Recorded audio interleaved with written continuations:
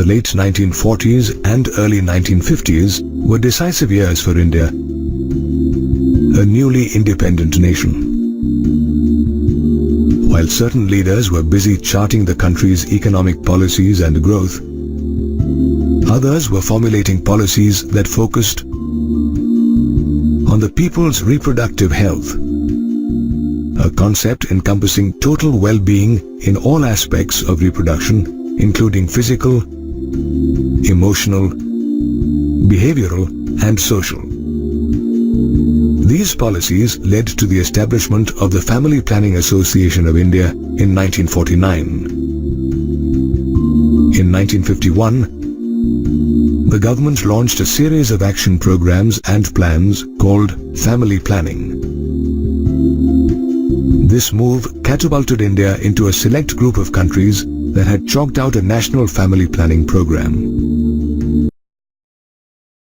Later, in 1997, the government initiated the reproductive and child healthcare programs that focused on creating and spreading awareness about various reproduction-related aspects such as contraception and infertility, as well as providing and supporting facilities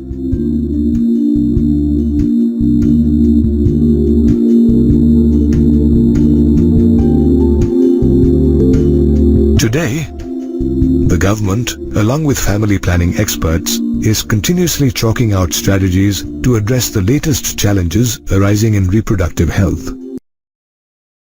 For instance, people in rural India still don't have access to information relating to sex and reproduction. Hence, various governmental and non-governmental agencies have been roped in to propagate information. Experts associated with family planning have also realized that today's youngsters depend on the internet as well as other sources including movies, friends and magazines to learn about sex-related aspects. However, information gathered from these sources may or may not be reliable. Moreover, at times, the information can create myths as well as misconceptions and even unhealthy attitudes towards sex-related aspects. Therefore, these experts are advocating the need for sex education in schools. They argue that it will go a long way in imparting correct and relevant information about sex. Moreover, it will also make youngsters aware of social evils like sex abuse and sex-related crimes and the steps they need to take to fight such social evils. Experts also believe that people, especially adolescents, should be sensitized to hygienic sexual practices such as cleaning one's genitals, sexually transmitted diseases, AIDS, adolescence, and related mental and bodily changes, which in turn will ensure a reproductively healthy society. Another strategy to improve reproductive health is by educating couples as well as individuals of marriageable age about birth control options, gender equality, pre- and post-pregnancy care,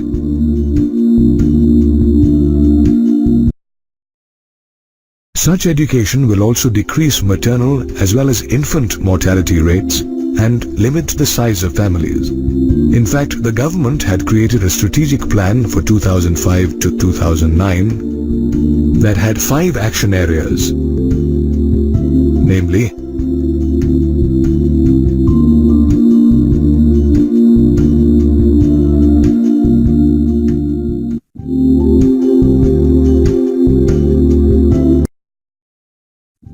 providing expert medical care and assistance to people on wide-ranging issues including pregnancy and delivery, STDs, abortions, menstrual problems, and infertility is another step taken by the government.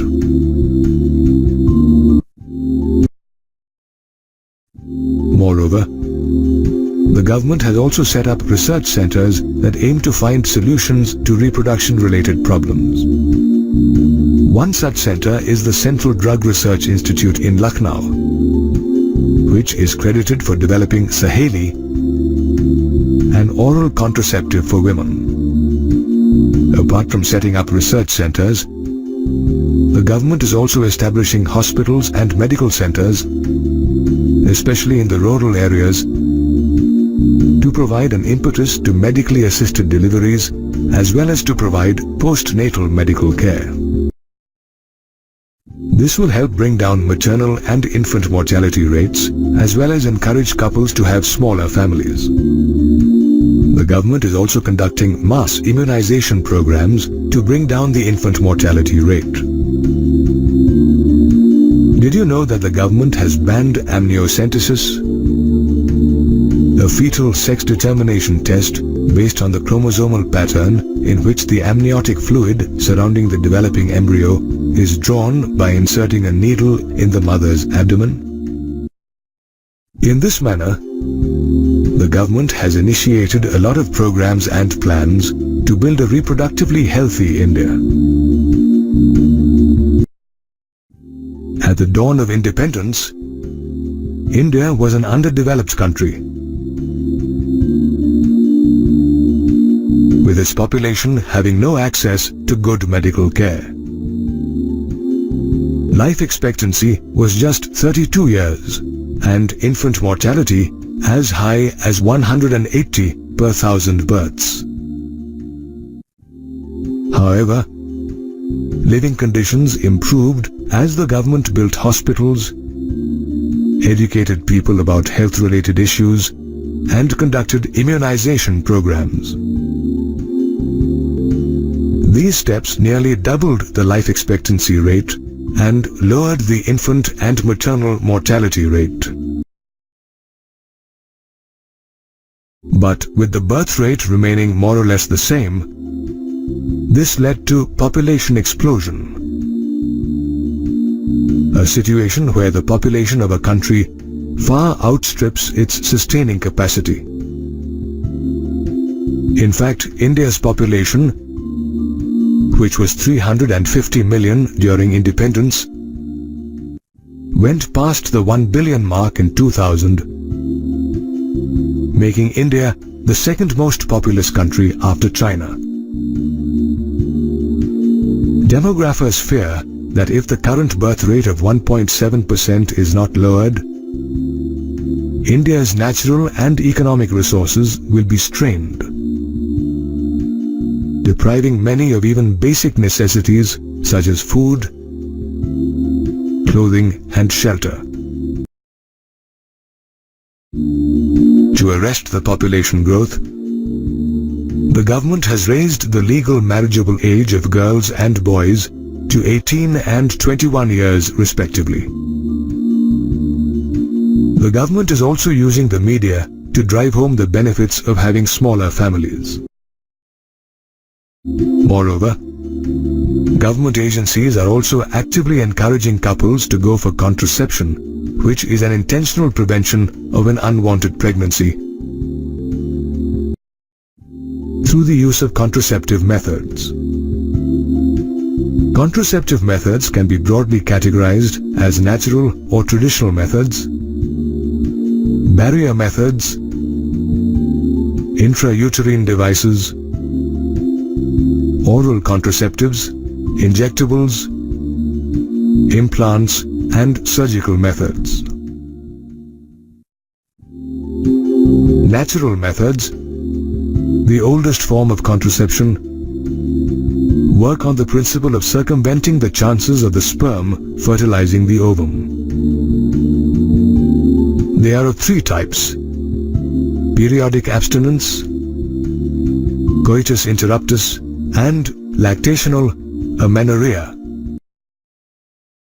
In periodic abstinence, couples abstain from copulation during the fertile period, which occurs between days 10 and 17 of the menstrual cycle.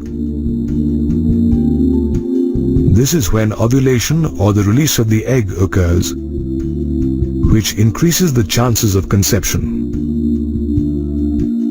Another natural method is coitus interruptus, which is also known as the withdrawal method.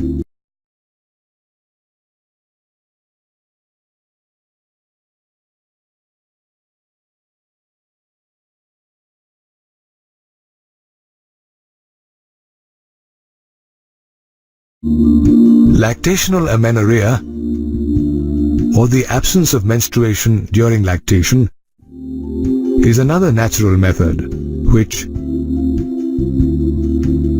works on the principle that lactating women don't menstruate for up to 6 months following parturition. This is because the hormone oxytocin, which stimulates milk production, also suppresses ovulation. Naturally, without ovulation, conception can't occur. Lactational amenorrhea, as well as other natural methods of contraception, are safe and have no side effects, as there are no devices, medicines, or hormones involved. However, natural methods aren't very effective compared to other contraceptive methods such as the barrier method. This method makes use of either a condom, diaphragm, or cervical or vault cap, which act as barriers to prevent the sperm and ovum from meeting. Condoms, which are available for both men and women, are made of thin rubber or a latex sheath, while condoms for males are rolled over the penis.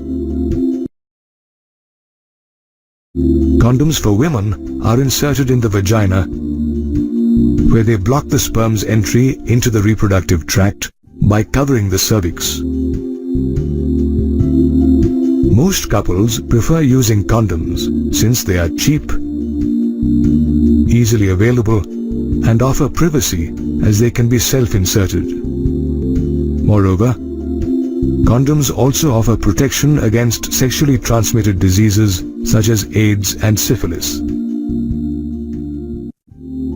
A condom, however, can be used only once, and every new coitus session requires the use of a new condom.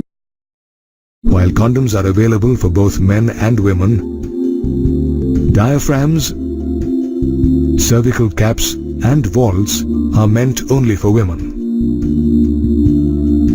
These dome-shaped barriers are made of rubber and are inserted in the vagina. Did you know that the contraceptive efficiency of a barrier can be increased by applying spermicidal creams, jellies, and foams? That's because these products contain chemicals that kill sperm. Another contraceptive method is the use of intrauterine devices, commonly called IUDs. These are used by couples who want to delay pregnancy or space out their children. IUDs are tiny T-shaped devices that doctors insert into the uterus through the vagina.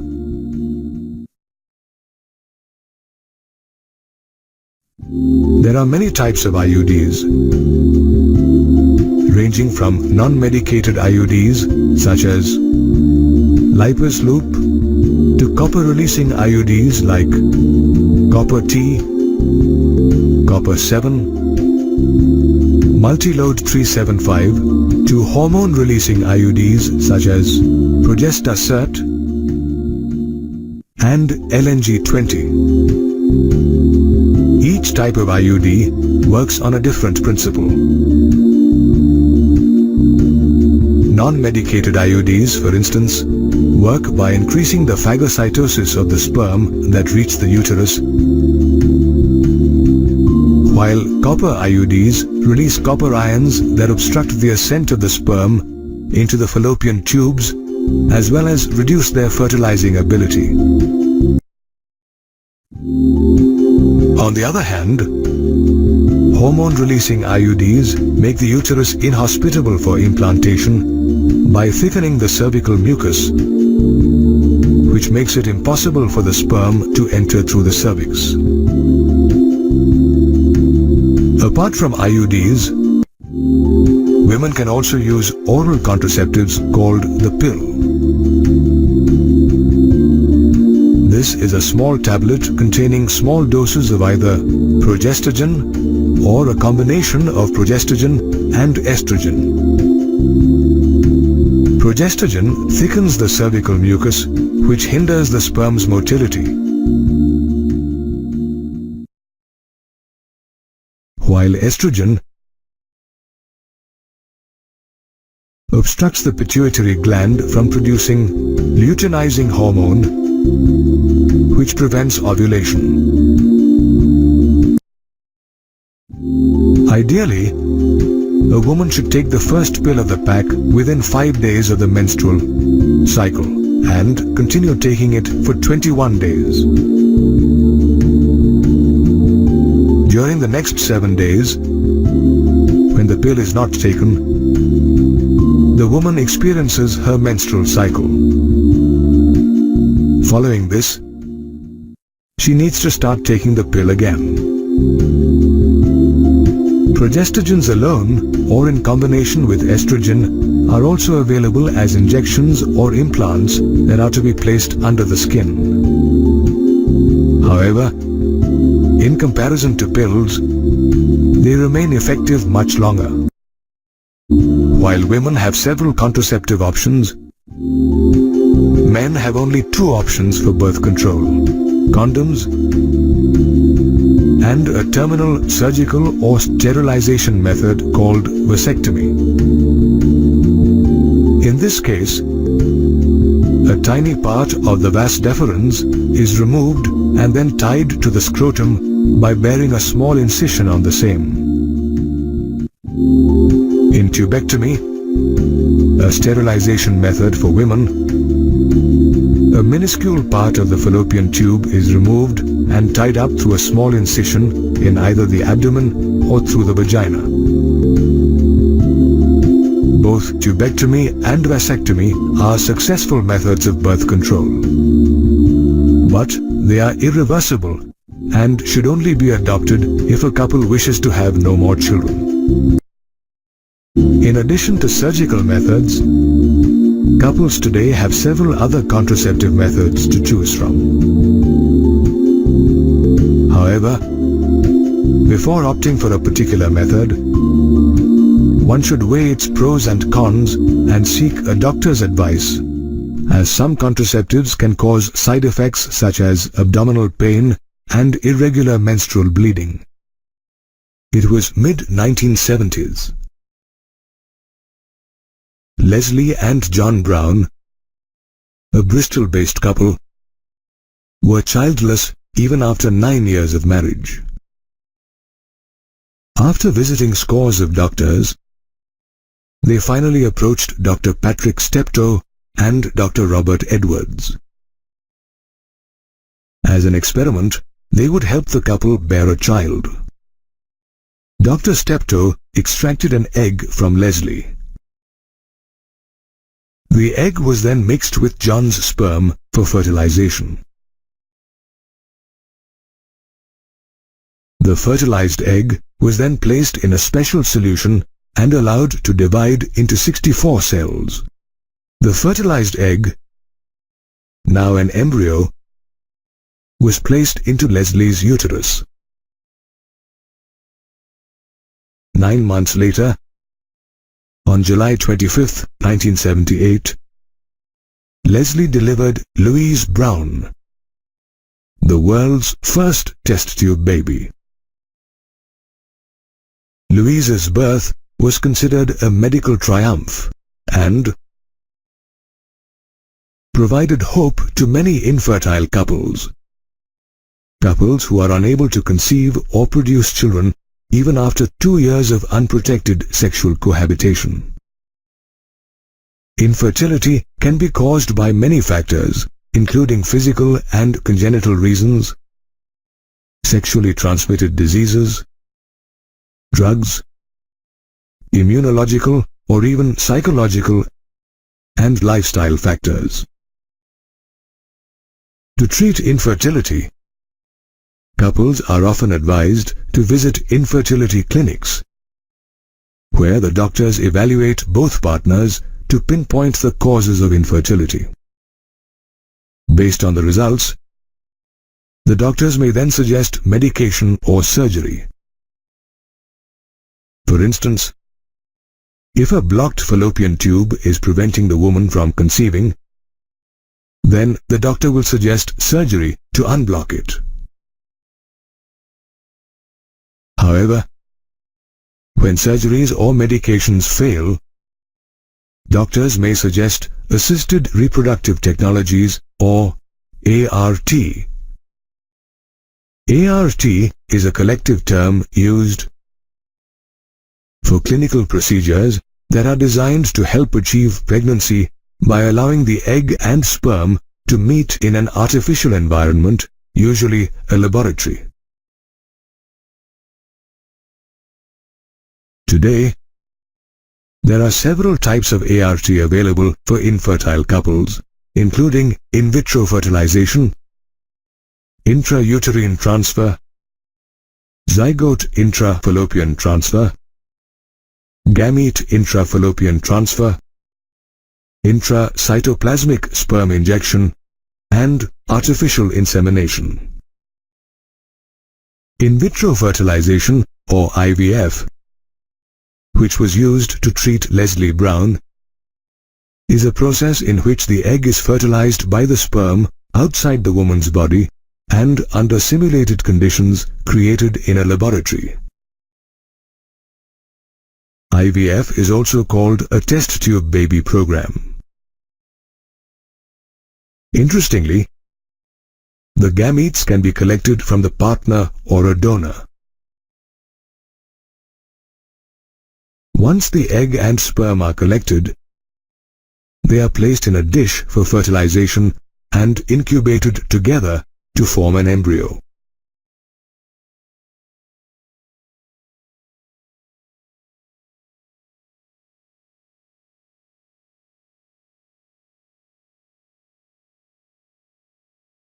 IVF is followed by embryo transfer or ET, where the embryo is transferred to the uterus using a tube called a catheter. Apart from IVF, couples can also opt for intrauterine transfer or IUT. In this method, embryos formed by fusion of gametes inside a healthy woman's body or in vivo fertilization are removed through surgery and transferred into the uterus of the woman who wishes to conceive. Another option available for infertile couples is zygote intrafallopian transfer or ZIFT. This process is similar to IVF, where the gametes are collected and the egg is fertilized in the lab. Post-fertilization, when the zygote contains more than 8 blastomeres, the doctors create a small incision in the abdomen using a fiber-thin tube called a laparoscope.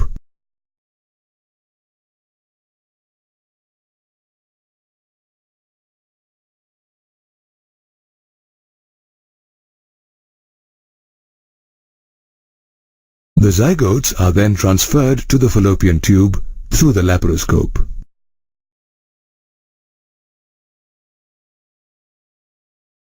Interestingly, a laparoscope is also used in another ART called gamete intrafallopian transfer or GIFT, in which a healthy egg from a donor is placed inside the fallopian tube of the woman who wishes to conceive. GIFT is performed when the female partner has a non-functioning ovary, but her uterus and fallopian tubes are in a healthy condition and capable of providing a conducive environment for fertilization and fetal development. Did you know that at times, a woman may not be able to conceive because of male infertility resulting from low sperm count, low sperm motility, a damaged or missing vas deferens, or the inability to inseminate? In such cases, the couple can opt for intracytoplasmic sperm injection or ICSI, in which the doctor injects a single sperm into each ovum, which leads to fertilization. Post-fertilization, the fertilized egg divides to form an embryo, which is planted inside the uterus using a catheter.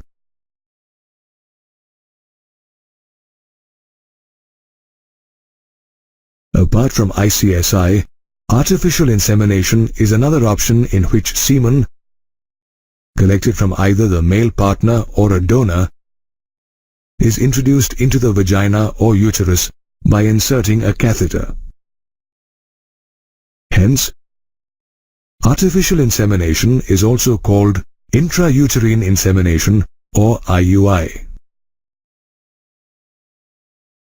Artificial insemination, as well as other ARTs, are helping infertile couples realize their dream of becoming parents.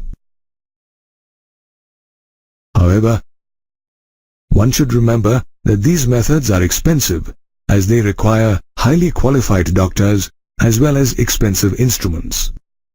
Pregnancy is one of the most wonderful experiences for a woman. However, if one gets pregnant as a result of rape, casual, unprotected coitus, or failure of contraceptives used during coitus, it could turn out to be a harrowing and distressing experience.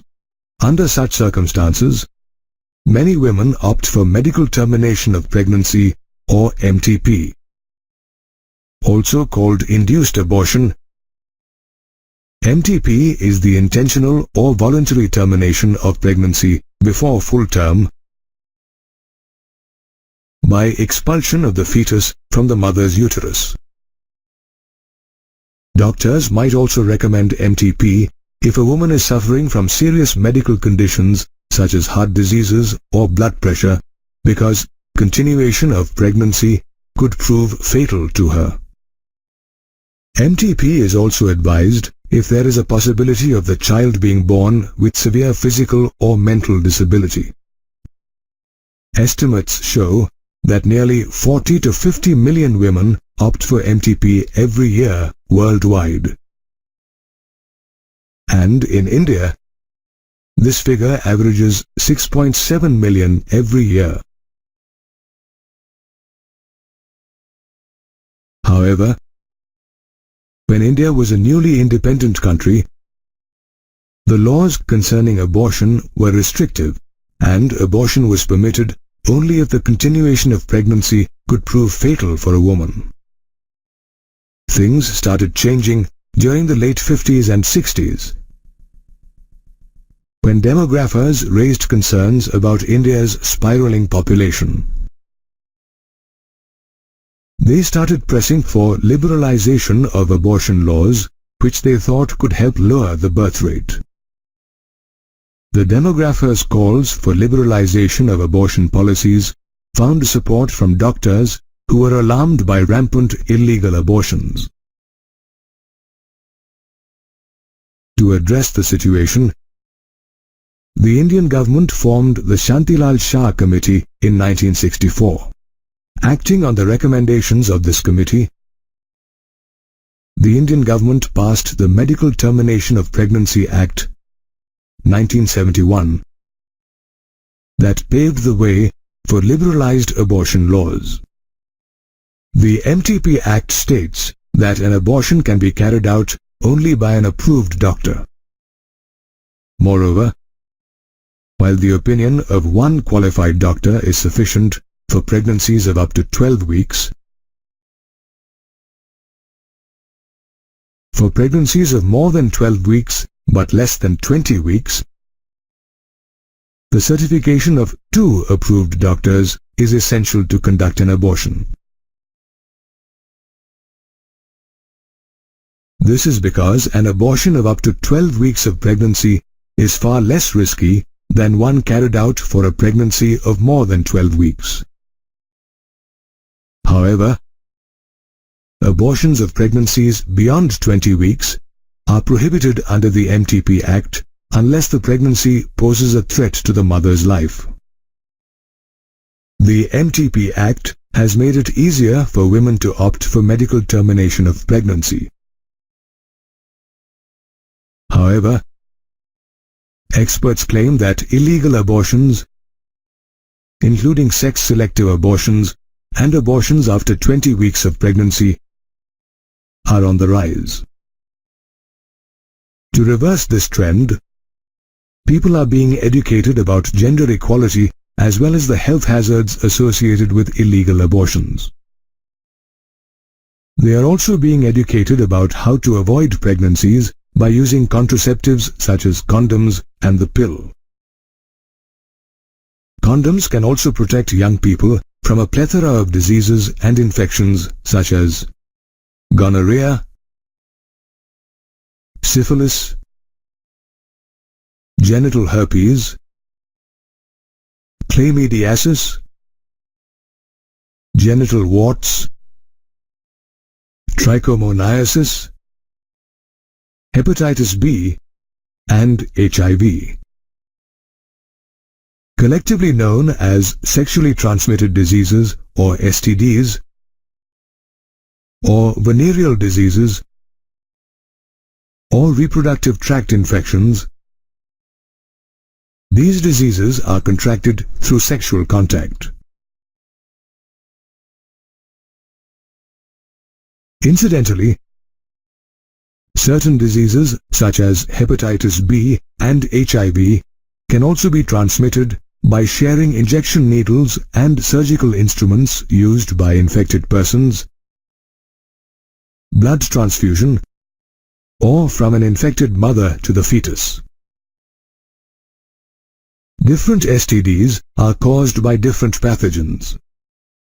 Chlamydiasis and gonorrhea, for instance, are bacterial infections. Trichomoniasis, on the other hand, is caused by a microscopic one-celled protozoan called Trichomonas vaginalis, whereas HIV, the most dangerous of all STDs, is caused by the human immunodeficiency virus or HIV. In most cases, people suffering from STDs show symptoms such as itching, fluid discharge, swellings in the genital region, as well as pain during sexual intercourse. However, the symptoms aren't always obvious. In fact, most people don't show any symptoms of infection during the early stages of the diseases. Moreover, when symptoms become obvious, people avoid seeking medical opinion for fear of being stigmatized. One should, however, not forget that timely detection and appropriate treatment can make a person completely free of most STDs. However, there are a few exceptions like hepatitis B, genital herpes, and HIV infections that cannot be cured. Moreover, timely detection is the key to prevent STD-related complications such as pelvic inflammatory diseases, abortions, stillbirths, infertility, or even cancer of the reproductive tract. Did you know that STDs, which are widely prevalent in people who are aged between 15 and 24, can be prevented if one takes simple precautions such as using condoms and avoiding sex with unknown or multiple partners? We are responsible for our own health, and simple things such as the use of condoms can keep STDs at bay.